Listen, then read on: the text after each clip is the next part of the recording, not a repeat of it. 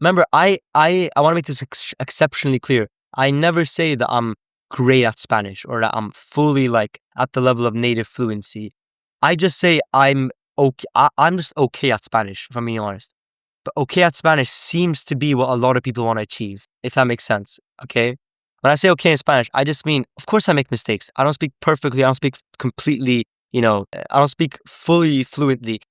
But even then, even in English, I would consider English my best language, maybe. And even then, just now or in this live stream, you've seen me take pauses. You've seen me probably make a few grammatical errors.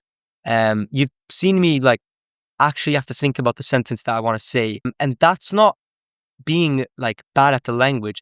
That's just being a human. And so I think that like perfection of a language, expecting someone to be perfect at a language, and that's the sort of, and setting that as a standard for fluency is fundamentally flawed because it ignores the fact that like natives themselves also don't speak with full flow.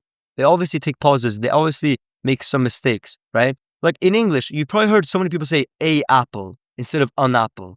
Like I hear that all the time, right? That's a simple grammar mistake. We learned that in like 6th grade in Sweden. Like simple grammar mistake. You can't have two vowels directly after each other if it's like you just can't have it like that. But I see natives make that mistake all the time. Of course we do. Or okay, I'm not native. Whatever. Of course natives do that because they're human, right?